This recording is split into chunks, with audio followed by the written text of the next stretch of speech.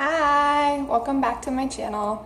So here in San Diego this week, it is Comic-Con, and let me tell you what, I live downtown and it is going big everywhere.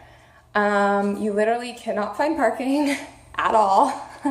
My next door neighbor, the theater that I've sometimes talked about, is hosting a big event called GamerCon. So I've had live music and streaming games and rooftop parties at my neighbor's all week long so far, which has been crazy because it's not even that far into the week yet and I still have all the way until Sunday with events going down. It's been really, really fun for me being here in San Diego as a longtime comic book fan myself. I've talked about it a little bit in my blog in the past, but I had a very difficult time learning how to read as a child. I didn't even know my ABCs until probably like second, third grade, and this is because I am dyslexic. So not dyslexic like, oh my god, I just wrote like a 7 instead of a 2, I'm so dyslexic, but like, no, like I'm legitimately dyslexic, people. So for me, learning how to read was really, really hard. Things like word searches were really hard. There's some other weird things that go along with dyslexia.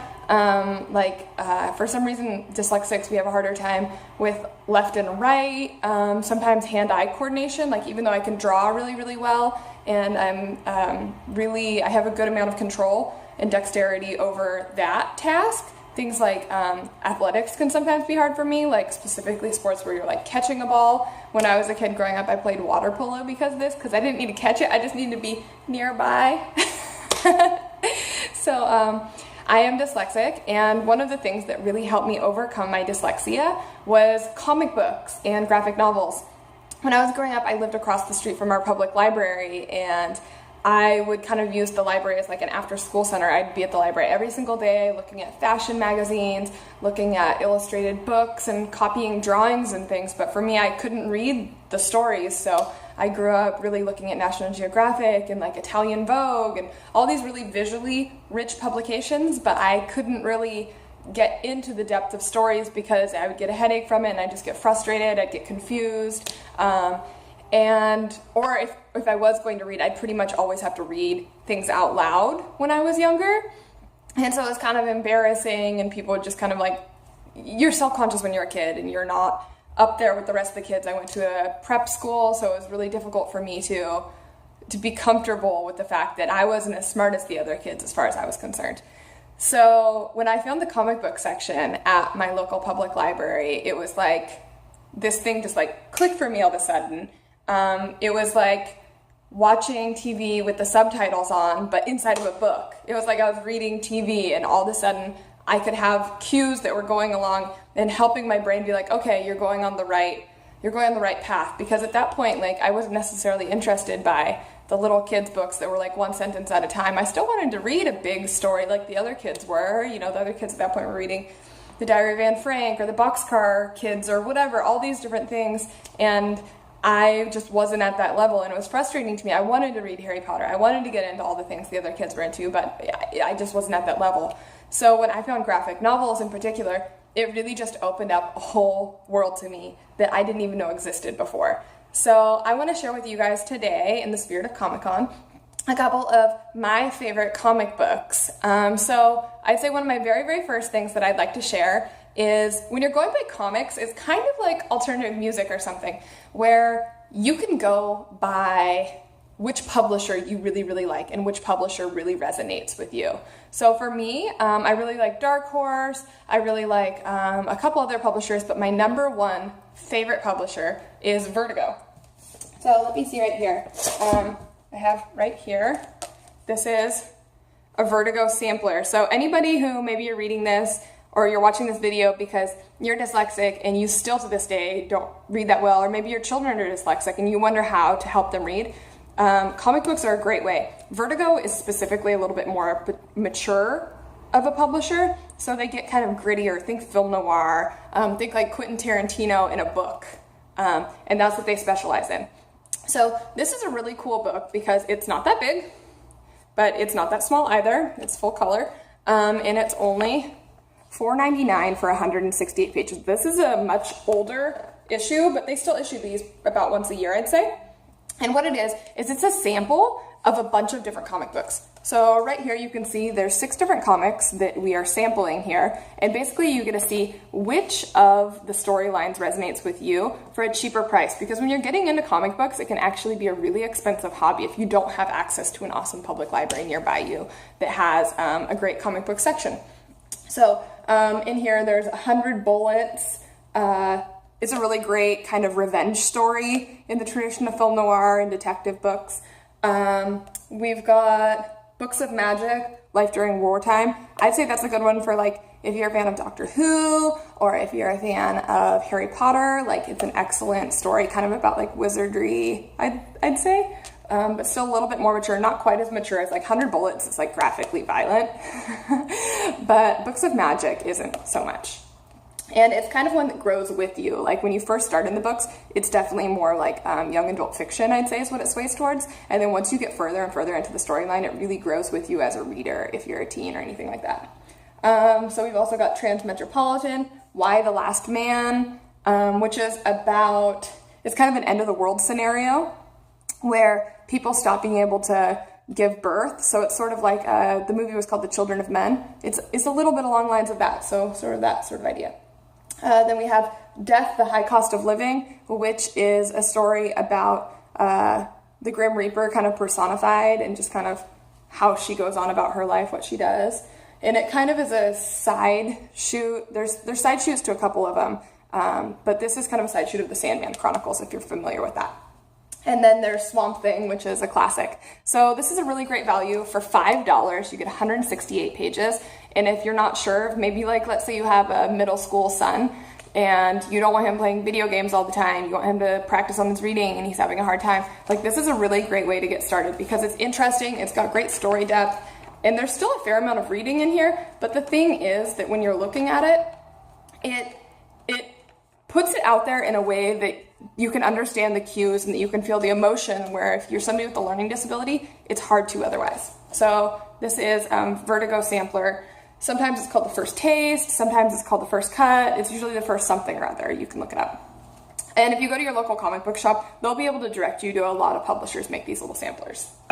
So another one that I really, really like, being dyslexic, another thing that's kind of funny is that translating into like the Asian printed books really isn't that hard because everything's kind of upside down and backwards to you anyways. Usually when I write, typically, I'll write upside down or I'll write sideways in the tradition that like a lot of Asian countries will anyways. I don't know why that is, but I've been told that a lot of dyslexics commonly do that.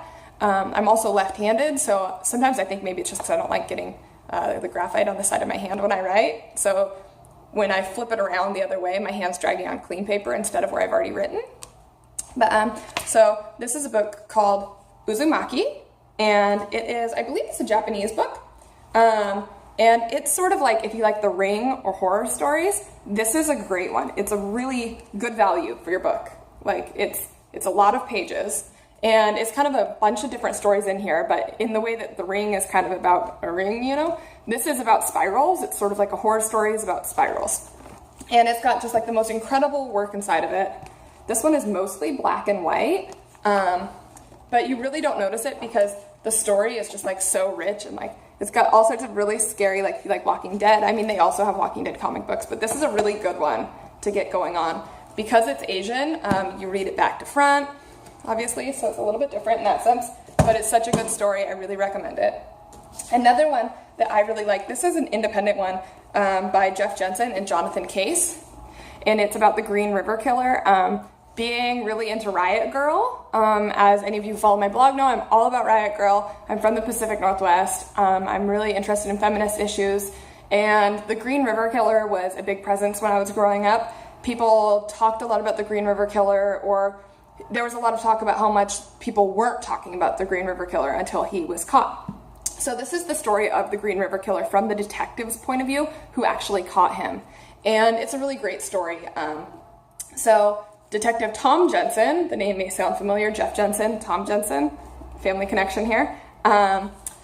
He was the detective that worked for 20 years on the Green River Killer case. So any of you guys who aren't familiar with the Green River Killer, he was based out of Seattle area, and he's one of the most notorious serial killers in America. This is a really beautiful story, kind of just about seeking justice. It's not really like gory or anything like that. There's none of that going on. It's more about finding peace and finding the bodies and kind of unlocking the mind of a serial killer. So this is a really beautiful book. I was actually lucky. I went to a Comic-Con and was able to meet the illustrator for this book, and he signed it for me. So that's pretty exciting. This one has really beautiful, very stark, clear illustrations. It also has a lot of really great text in it. So this is a great one for if you're a history buff or something like that. I really love this book. And then last but not least, one that I'd like to talk about, I have a ton of other series and things I like. This is just kind of a sampling off my bookshelf that I randomly grabbed. This is the Nao of Brown.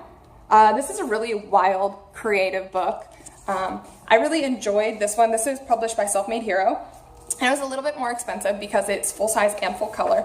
But the illustrations in this book are just like, each one is literally like just a work of art. They're beautifully inked. They're beautifully laid out. The characters just have like this amazing, extreme quality, such great expression in their faces. Like you look through, I can show you a page as a sampling, and just when they're laughing, when they're smiling, when they're talking, they really, it's beautiful lit up illustrations. It's got a great storyline that's really creative. It's about a woman who's kind of struggling with her faith and maybe a little bit with her personal identity. She's mixed race, Japanese and I believe American. And she's kind of struggling with her Buddhist faith and just struggling with the idea of her imagination kind of getting out of control, and her really asking herself, like, just because you think about bad things in life, you know, you think about maybe somebody makes you mad and you're like, oh, I just want to run you over or whatever. When you're crossing the street and, you know, somebody nearly runs you over with your car, like you think to yourself, like, you want to just like reach out and like just like bash their car window or whatever. You know, she's really struggling with those ideas, and she's like, wait a minute, like, because I think about doing terrible things, does that mean I'm capable of doing terrible things? Does that mean I'm really going to do terrible things? And it's kind of prohibitive to her moving on with her life. So it's a really cool story. I'd really recommend it. The Nao of Brown. It's really creative. There's lots of these like weird illustrations too, where like she'll imagine her dishwasher to be like her head, and just all sorts of like really fantastical, beautiful illustrations. So I really recommend this book. But yeah, so for any of you guys who have ever dreamt of going to Comic-Con, any of you guys who are struggling with dyslexia, any of you guys who are just regular viewers, welcome and thank you for watching. I really appreciate it. Happy Comic-Con, everyone. Have a great day.